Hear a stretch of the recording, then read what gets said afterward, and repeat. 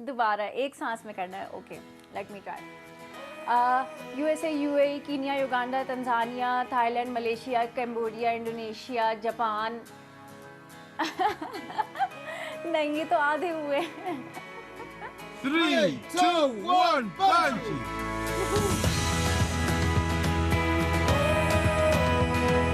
शुरू में मुझे काफ़ी मसला हुआ, पेरेंट्स की सपोर्ट नहीं थी शुरू में, बट जब मैं हर दफ़ा घर सेफ और सलामत वापस आ जाती थी तो आई थिंक ग्रेजुअली उनका थोड़ा सा कॉन्फिडेंस बिल्ड हुआ।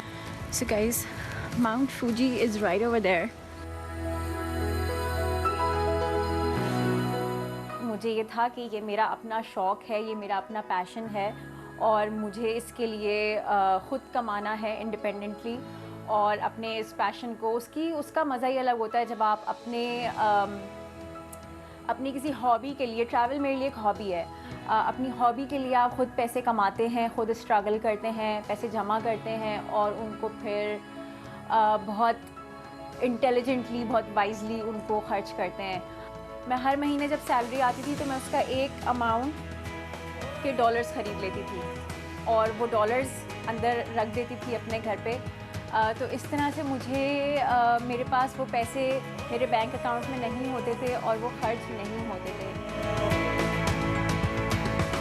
जब मैं वीज़ा के बारे में लिखती हूँ, जब मैं कॉस्ट और आइटनरीज़ के बारे में लिखती हूँ कि आप किस मुल्क कितने दिन में कहाँ कहाँ जाएँ और कितने पैसे आपके ख़र्च होंगे और वीज़ा लेने का प्रोसेस क्या है, उस मामले में तो लोगों को बहुत हेल्प फील होती है और लोग बहुत अप्रिशिएट करते हैं।